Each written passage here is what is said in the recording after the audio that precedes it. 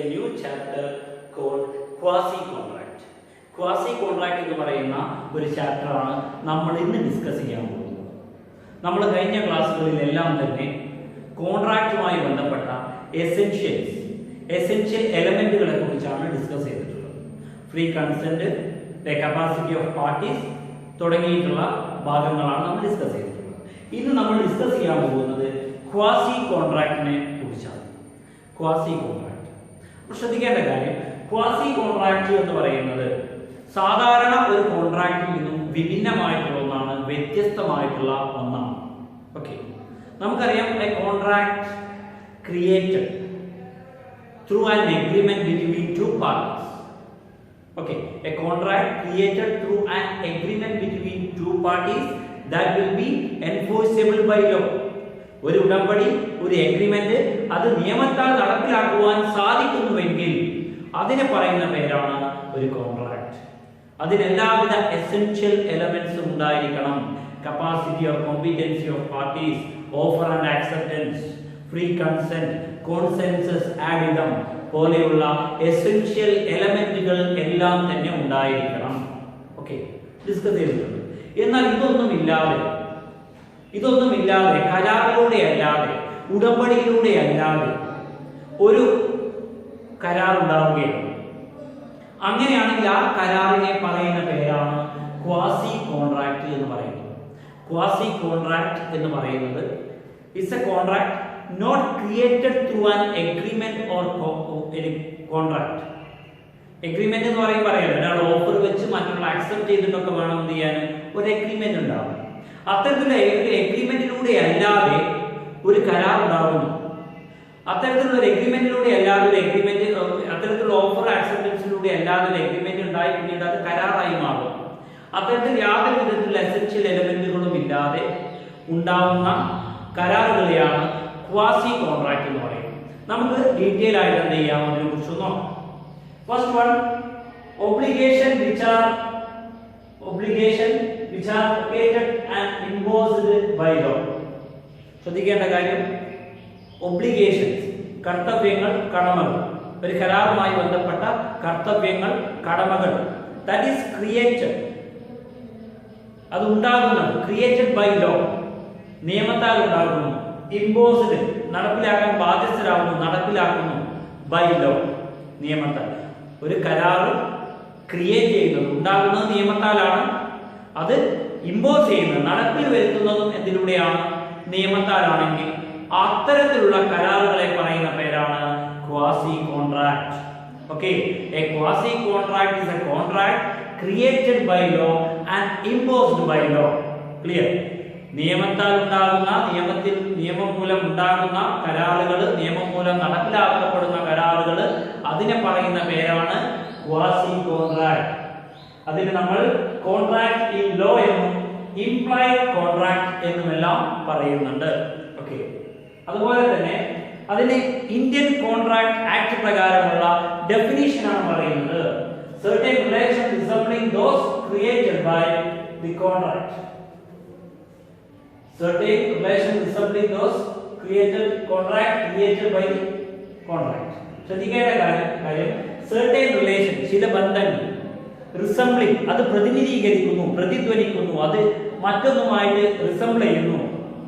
those created by contract, കോൺട്രാക്റ്റിലൂടെ ഉണ്ടായ ഒരു ബന്ധം പോലെ റിസംബിൾ ചെയ്യുന്ന കോൺട്രാക്റ്റുകളാണ് ഇത് ക്വാസി കോൺട്രാക്റ്റുകൾ. കോൺട്രാക്റ്റിലൂടെ, കരാറിലൂടെ ഉണ്ടായ ഒരു ബന്ധം, ഒരു റിലേഷൻ എന്ന് തോന്നിപ്പിക്കുന്ന ബന്ധമുള്ള കോൺട്രാക്റ്റുകളാണ് ക്വാസി കോൺട്രാക്ട്. യഥാർത്ഥത്തിൽ കോൺട്രാക്ട് മുഖാന്തരം ഉണ്ടായിട്ടുള്ളതല്ല, പക്ഷെ കോൺട്രാക്ട് മുഖാന്തരം ഉണ്ടായിട്ടുള്ളതായി തോന്നുന്ന, അതുപോലെ തോന്നുന്ന, റിസംബിൾ ചെയ്യുന്ന ചില ബന്ധങ്ങളുള്ള ഒന്നാണ് ഇത് ക്വാസി കോൺട്രാക്ട് എന്നറിയപ്പെടുന്നത്. It is based on the maxim. ഇത് ബേസ് ചെയ്തിരിക്കുന്നത്, ഇത് അടിസ്ഥാനപ്പെടുത്തിയിരിക്കുന്നത് ഒരു മാക്സിമിലാണ്. എന്താണ് മാക്സിം? നെമോ ഡെബറ്റ് ലോക്കു പ്ലാറ്ററി എക്സ് ലിനിയ ജസ്റ്റുവ. അങ്ങനെ പറഞ്ഞാൽ ഒന്നും മനസ്സിലാവില്ല. അതിനെ ഇംഗ്ലീഷിലേക്ക് പോകാം. No man must grow rich out of another person cost. മറ്റൊരു വ്യക്തിയുടെ കോസ്റ്റിൽ, മറ്റൊരു വ്യക്തിയുടെ ചിലവിൽ ഒരു മനുഷ്യനും എന്താവില്ല, വലിയ പണക്കാരനാവില്ല, റിച്ച് ആവില്ല എന്നർത്ഥം. ക്വാസി കോൺട്രാക്റ്റിൽ ശ്രദ്ധിക്കേണ്ടത് മറ്റൊരു വ്യക്തിയുടെ എക്സ്പെൻസിൽ അനദർ പേഴ്സൺ അല്ലെ, മറ്റൊരു വ്യക്തിയുടെ എക്സ്പെൻസിൽ, മറ്റൊരു വ്യക്തിയുടെ ചിലവിൽ ഒരു വ്യക്തിയും വളരുകയില്ല, ഒരു വ്യക്തിയും എന്ത് ചെയ്യുകയില്ല, വളരുകയില്ല, ഒരു വ്യക്തിയും റിച്ച് ആവുകയില്ല എന്നുള്ള ഒരു കൺസെപ്റ്റ് ആണ്. അതായത് ഇവിടെ മറ്റൊരു വ്യക്തിക്ക് എന്തെങ്കിലും മറ്റൊരു വ്യക്തിയുടെ എക്സ്പെൻസ് ഉണ്ടെങ്കിൽ അത് അയാൾക്ക് തന്നെ തിരികെ കൊടുക്കണം എന്നുള്ളൊരു കൺസെപ്റ്റ് ആണ്. ഒരു വ്യക്തിയും മറ്റൊരു വ്യക്തിയുടെ ചിലവിൽ എന്ത് ചെയ്യില്ല, വളരുകയില്ല. ക്ലിയർ? ആ ഒരു മാക്സിം ഇത് ചിലപ്പോൾ പറയാൻ കിട്ടിയെന്ന് വരില്ല.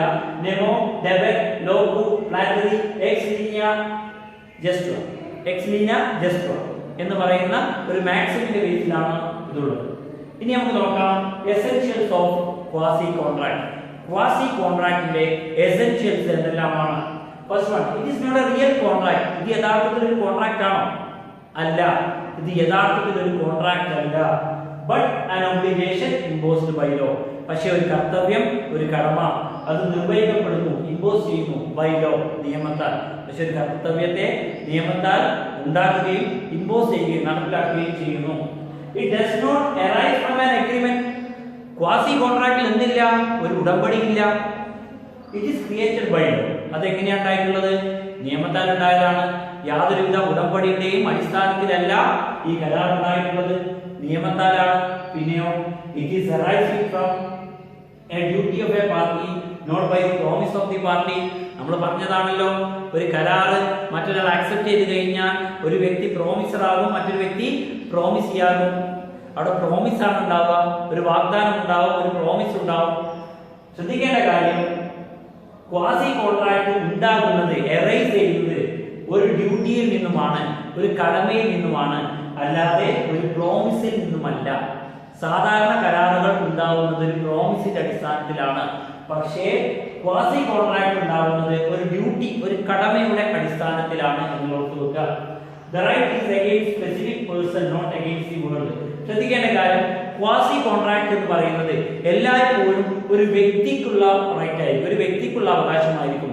മൊത്തം ലോകത്തിനുള്ളതല്ല, ഒരു വ്യക്തിക്കെതിരെ ഉള്ളതായിരിക്കും, ഒരു വ്യക്തിക്ക് വേണ്ടിയുള്ളതായിരിക്കും, അല്ലാതെ ലോകത്തിന് മൊത്തം ഉള്ളതല്ല. To a specific person, not against the world. Okay. അടുത്ത ഡിസ്കസ് ചെയ്യാം ടൈപ്സ് ഓഫ് ക്വാസി കോൺട്രാക്ട്. ഏതെല്ലാം തരത്തിൽ ക്വാസി കോൺട്രാക്റ്റുകൾ ഉണ്ടാകാം? ഓക്കെ, ഇവിടെ ഒരു എക്സാമ്പിൾ പറഞ്ഞിട്ട് നമുക്ക് പോകാം. ക്വാസി കോൺട്രാക്റ്റിന് ഒരു എക്സാമ്പിൾ പറഞ്ഞുതരാം. അതായത് നമ്മൾ എന്ത് ചെയ്യുന്ന, ഒരു കടയിലേക്ക് സാധനം വാങ്ങാൻ പോകും. സാധനം വാങ്ങാൻ പോകുന്ന സമയത്ത് നമ്മൾ ഓൾറെഡി നമ്മുടെ കയ്യിൽ ഒരു ബാഗ് ഉണ്ട്. നമ്മൾ പല സ്ഥലത്തു നിന്നും സാധനങ്ങൾ വാങ്ങിയിട്ട് ആ ക്യാരി ബാഗിലാണുള്ളത്. ആ ബാഗിലാണ് എന്ത് ചെയ്യുന്നത്, നമ്മൾ വെച്ചിട്ടുള്ളത്. അപ്പൊ നമ്മൾ എന്ത് ചെയ്യുന്നു, ഒരു കടയിലേക്ക് കയറി ചെല്ലുന്നു. അവിടെ നിന്ന് എന്ത് ചെയ്യുന്നു, നമുക്ക് സാധനങ്ങളെല്ലാം തരുന്നു. അപ്പൊ നമുക്ക് എന്ത് ചെയ്യുന്നു, അവിടെയുള്ള കടക്കാരൻ എന്ത് ചെയ്യുന്നു, ഒരു കവറിൽ നമുക്ക് സാധനം തന്നു. തിരിച്ചു പോരുന്ന സമയത്ത് നമ്മൾ കടയിലേക്ക് പോകുമ്പോൾ കൊണ്ടുപോയതായ ആ ബാഗ് അവിടെ മറന്നു കൊടുക്കുന്നു. പകരം എന്ത് ചെയ്യുന്നു, നമുക്ക് അപ്പോൾ കിട്ടിയ ബാഗുമായി നമ്മൾ തിരിച്ചു പോരുന്നു. ഈ കടയിലുള്ള ആള്, ഈ വാങ്ങാൻ വന്ന ആൾ പോയി കഴിഞ്ഞതിന് ശേഷമാണ് ശ്രദ്ധിക്കുന്നത് അവിടെ ഒരു ബാഗ് കിടക്കുന്നു. അപ്പൊ ഇയാൾക്ക് മനസ്സിലായി ആയതാണ്, നേരത്തെ സാധനം വാങ്ങാൻ വന്ന വ്യക്തിയുടേതാണ്.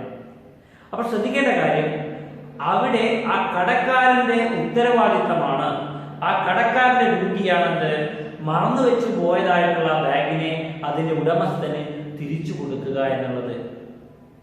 അത് ഒരു കടമയാണ്. ആ കടമ ഉണ്ടാകുന്നത് നിയമപ്രകാരമുള്ളതാണ്, ക്രിയേറ്റഡ് ബൈ ലോ. അല്ലാതെ ആ സാധനം വാങ്ങിയ വ്യക്തിയും കടക്കാരനും തമ്മിൽ ഒരു എഗ്രിമെന്റ് വെക്കുകയോ ഉടമ്പടിയിൽ ഏർപ്പെടുകയോ ഒന്നും ചെയ്യുന്നില്ല. പക്ഷേ നിയമത്താൽ ആ കടക്കാരൻ ബാധ്യസ്ഥനാവുകയാണ് ഇവിടെ മറന്നുവെച്ചതായ ഈ വസ്തുവിനെ തിരിച്ചേൽപ്പിക്കുവാൻ. ഓക്കെ, അതാണ് ക്വാസി കോൺട്രാക്ട് എക്സാമ്പിൾ. നമുക്ക് ഇനി അടുത്തതിലേക്ക് പോവാം. Types of quasi contract. അതിൽ ഒന്നാമത്തെ പറയുന്നു supply of necessaries to a person having non contractual capacity or is dependent. ശ്രദ്ധിക്കേണ്ട കാര്യം, കോൺട്രാക്ച്വൽ കപ്പാസിറ്റി ഇല്ലാത്ത വ്യക്തികൾക്ക് ചില നെസസറി ആയിട്ടുള്ള അത്യാവശ്യമായിട്ടുള്ള സാധനങ്ങൾ സപ്ലൈ ചെയ്താൽ, കോൺട്രാക്ച്വൽ കപ്പാസിറ്റി ഇല്ലാത്ത ആൾക്കാരൊക്കെ അൺസൗണ്ട് മൈൻഡ് കേട്ടിട്ടില്ല, ലുനാറ്റിക് അൺസൗണ്ട് മൈൻഡ് ഒക്കെ ഉള്ള ആൾക്കാർ, ഇവർക്ക് നമുക്ക് എന്തെങ്കിലും സാധനങ്ങൾ നമ്മൾ സപ്ലൈ ചെയ്താൽ എന്താണെന്നുള്ളതാണ് പറയുന്നത്.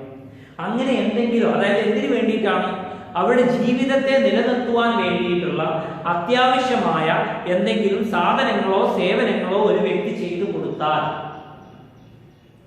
അതിന്റെ പണം ആരിൽ നിന്ന് ഈടാക്കും? ഈ കപ്പാസിറ്റി ഇല്ലാത്ത, കോൺട്രാക്ച്വൽ കപ്പാസിറ്റി ഇല്ലാത്ത വ്യക്തിയുടെ പ്രോപ്പർട്ടിയിൽ നിന്നാണ് എന്ത് ചെയ്യുന്നത്? റിക്കവർ ചെയ്യുക. Any payment for necessary supplied to a person having no contractual capacity, the payment of necessary supplied can be recovered from the property of that person. ആ വ്യക്തിയിൽ നിന്ന്, ആ കോൺട്രാക്ച്വൽ കപ്പാസിറ്റി ഇല്ലാത്ത വ്യക്തിയുടെ പ്രോപ്പർട്ടിയിൽ നിന്ന് ആ പണം ഈടാക്കും. Okay, clear.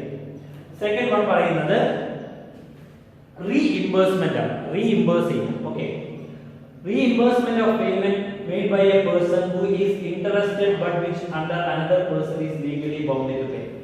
ശ്രദ്ധിക്കേണ്ട കാര്യം, എയും ബിയും തമ്മിൽ ഓൾറെഡി ഒരു കരാറിലുണ്ട്, ഒരു ലീസിംഗ് എഗ്രിമെന്റിലുണ്ട്. അപ്പൊ എന്ത് ചെയ്യുന്നു? എ എന്ന് പറയുന്ന വ്യക്തി ബി എന്ന് പറയുന്ന വ്യക്തിക്ക് തന്റെ സ്ഥലത്തെ എന്ത് ചെയ്യുന്നു? തന്റെ സ്ഥലം എന്തിനു കൊടുത്തേക്കാണ്? ലീസിന് കൊടുത്തേക്കാണ് ബി എന്ന് പറയുന്ന വ്യക്തി. ഫോർ എക്സാമ്പിൾ, എ എന്ന് പറയുന്ന വ്യക്തിയുടെ സ്ഥലവുമായി ബന്ധപ്പെട്ട് എന്തെങ്കിലും ഫിനാൻഷ്യൽ ക്ലെയിം വന്നു എന്ന് വിചാരിക്കാം. എന്തെങ്കിലും പൈസ കൊടുക്കാനുണ്ട്. അപ്പൊ എയുടെ കയ്യിലില്ല. സത്യത്തിൽ ആരാണ് കൊടുക്കേണ്ടത്? എ ആണ്. എ എന്ന് പറയുന്ന വ്യക്തിയുടെ സ്ഥലത്തിന് മുകളിലാണ് പൈസ കൊടുക്കാനുള്ളത്. അപ്പൊ എ ആണ്. എയുടെ കയ്യിൽ പൈസ ഇല്ല. അപ്പൊ എന്ത് ചെയ്തു? ബി എന്ന് പറയുന്ന വ്യക്തി ഓൾറെഡി എന്ത് ചെയ്തിട്ടുണ്ട്? എ എന്ന് പറയുന്ന വ്യക്തിയുടെ ഭൂമി ലീസിന് എടുത്തിട്ടുണ്ട്. അങ്ങനെയാണെങ്കിൽ എന്ത് ചെയ്തു? ബി എന്ന് പറയുന്ന വ്യക്തി തൽക്കാലം എന്ത് ചെയ്തിട്ടുണ്ട്? എ എന്ന് പറയുന്ന വ്യക്തിക്ക് എന്ത് ചെയ്തു? ആ പണം കൊടുത്തു സഹായിച്ചു. എന്ത്? ഈ പേയ്മെന്റ് നടത്താൻ വേണ്ടി. അങ്ങനെയാണെങ്കിൽ ബി എന്ന് പറയുന്ന വ്യക്തിക്ക് എ എന്ന് പറയുന്ന വ്യക്തി ആ പണം കൊടുക്കേണ്ടതുണ്ട്. ബി എന്ന് പറയുന്ന വ്യക്തിക്ക് ആ പണത്തെ തിരിച്ചു കിട്ടേണ്ടതുണ്ട്. ആക്ച്വലി ഇത് കൊടുക്കാൻ ബാധ്യസ്ഥനായിരുന്ന ആരായിരുന്നു? എ എന്ന് പറയുന്ന വ്യക്തിയായിരുന്നു.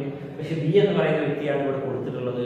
അതുകൊണ്ട് തന്നെ ബി എന്ന് പറയുന്ന വ്യക്തിക്ക് ആ പണത്തെ റീഇംബേഴ്സ് ചെയ്യണം, തിരികെ കൊടുക്കണം. നിർബന്ധമാണ്, തിരിച്ചു കൊടുക്കേണ്ട നിർബന്ധമാണ്. മൂന്നാമത്തെ, obligation to pay for non gratuitous act of service. ഒരു വ്യക്തി സ്വമേധയാ, ശ്രദ്ധിക്കുക, ഒരു വ്യക്തി സ്വമേധയാ വിശ്വാസത്തിൽ അധിഷ്ഠിതമായിക്കൊണ്ട്, ശ്രദ്ധിക്കുക, ഒരു വ്യക്തി സ്വമേധയാ വിശ്വാസത്തിൽ അധിഷ്ഠിതമായിക്കൊണ്ട് പണം ആഗ്രഹിച്ചുകൊണ്ട്, സ്വമേധയാണ് ചെയ്യുന്നത്, വളണ്ടറി ആണ് ചെയ്യുന്നത്. ഒരു വ്യക്തി വളണ്ടറി ആയിട്ട് സ്വമേധയെ എന്ത് ചെയ്യുന്നു? ഒരു പ്രവൃത്തി പണം ആഗ്രഹിച്ചുകൊണ്ട് മറ്റൊരു വ്യക്തിയിൽ നിന്നും മറ്റൊരു വ്യക്തിക്ക് ചെയ്തു കൊടുക്കുകയാണെങ്കിൽ, ഒരു വ്യക്തി സ്വമേധയാ പണം ആഗ്രഹിച്ചുകൊണ്ട് മറ്റൊരു വ്യക്തിക്ക് എന്തെങ്കിലും സേവനം ചെയ്തു കൊടുത്താൽ ആ സേവനത്തിന്റെ പണം ഈ വ്യക്തിക്ക്, അല്ലെ, ഏത് വ്യക്തിയാണോ സേവനം ചെയ്തു കൊടുത്തിട്ടുള്ളത് അയാൾക്ക് അതിന്റെ പണം, ആ സേവനത്തിന്റെ പണം കിട്ടേണ്ടതാണ് എന്നാണ് പറയുന്നത്. പ്രവൃത്തിയുടെയോ സേവനത്തിന്റെയോ പണം അയാൾക്ക് കിട്ടേണ്ടതാണ്, കൊടുക്കണം എന്നുള്ളത്. നാലാമത്തത്, right and duties of finder of lost good. നേരത്തെ പറഞ്ഞു അല്ലെ, ഒരു നഷ്ടപ്പെട്ട വസ്തുവിനെ തിരിച്ചു കൊടുക്കുക എന്നുള്ള ഉത്തരവാദിത്തം ആർക്കുള്ളതാണ്? ആ കണ്ടെത്തിയ ഫൈൻഡർക്കുള്ളതാണ്. അയാൾക്ക് എന്തുണ്ട്? എന്തെങ്കിലും ഒരു എമൗണ്ട് കൊടുക്കാൻ ബാധ്യസ്ഥരാണ് എന്നുള്ളതാണ്. പിന്നെ liability of a person to whom the money is may not been delivered by mistake or coercion. എന്തെങ്കിലും ഒരു വസ്തുവിനെ മിസ്റ്റേക്കിലൂടെയോ കോയേഷനിലൂടെയോ ഒരാളിലേക്ക് എത്തിച്ചേർന്നിട്ടുണ്ടെങ്കിൽ അത് തിരിച്ച് അതിന്റെ യഥാർത്ഥ ഉടമസ്ഥയിലേക്ക് എന്ത് ചെയ്യേണ്ടതുണ്ട്? തിരിച്ചു കൊടുക്കേണ്ടതാണ്. ഇത്രയും കാര്യങ്ങളാണ് ടൈപ്സ് ഓഫ് ക്വാസി കോൺട്രാക്ട് പറയുന്നത്. ലാസ്റ്റ് വൺ, കോൺട്രാക്റ്റും ക്വാസി കോൺട്രാക്റ്റും തമ്മിലുള്ള വ്യത്യാസം. സിമ്പിൾ ആയിട്ടുള്ള കുറച്ച് കാര്യം. ഒന്നാമത് quasi contract, full fledged, sorry contract full fledged contract ആണ്. കോൺട്രാക്ട് ഫുൾ ഫ്ലഡ്ജ് ആണ്. ക്വാസി കോൺട്രാക്ട് ഫുൾ ഫ്ലഡ്ജ് അല്ല. കാരണം അവിടെ എസെൻഷ്യൽ എലമെന്റ്സ് ഒന്നും ഇൻക്ലൂഡ് ചെയ്യുന്നില്ല. അത് നിയമത്താൽ ഉണ്ടാവുന്നതാണ്, എഗ്രിമെന്റിന്റെ മുകളിലല്ല. അതുകൊണ്ട് തന്നെ എന്താണ്? ഫുൾ ഫ്ലഡ്ജ് അല്ല. അതുപോലെ കോൺട്രാക്റ്റിൽ all the essential elements are included. കരാറുമായി ബന്ധപ്പെട്ട എല്ലാ എസെൻഷ്യൽ എലമെന്റുകളും ഇൻക്ലൂഡ് ചെയ്തിട്ടുണ്ട്. ക്വാസി കോൺട്രാക്റ്റിൽ എല്ലാ എസെൻഷ്യൽ എലമെന്റ്സും ഇൻക്ലൂഡ് ചെയ്തിട്ടില്ല. അതുപോലെ തന്നെ കോൺട്രാക്റ്റിൽ എഗ്രിമെന്റ് ഇൻക്ലൂഡ് ചെയ്തിട്ടുണ്ട്, ക്വാസി കോൺട്രാക്റ്റിൽ എഗ്രിമെന്റ് ഇൻക്ലൂഡ് ചെയ്തിട്ടില്ല. ഇത്രയും കാര്യങ്ങളാണ് ക്വാസി കോൺട്രാക്റ്റുമായി ബന്ധപ്പെട്ട് നമുക്ക് ഡിസ്കസ് ചെയ്യാനുള്ളത്. ആദ്യം ഞാൻ പറഞ്ഞു ക്വാസി കോൺട്രാക്ട് എന്താണ്, അതിന്റെ എസെൻഷ്യൽസ് എന്താണ്, അതുപോലെ ടൈപ്സ് ഓഫ് ക്വാസി കോൺട്രാക്റ്റും ഞാൻ പറഞ്ഞു കഴിഞ്ഞിട്ടുണ്ട്. ഈ പറഞ്ഞ കാര്യങ്ങൾ നിങ്ങൾക്ക് എല്ലാവർക്കും മനസ്സിലായിട്ടുണ്ടാവും എന്ന് കരുതുന്നു.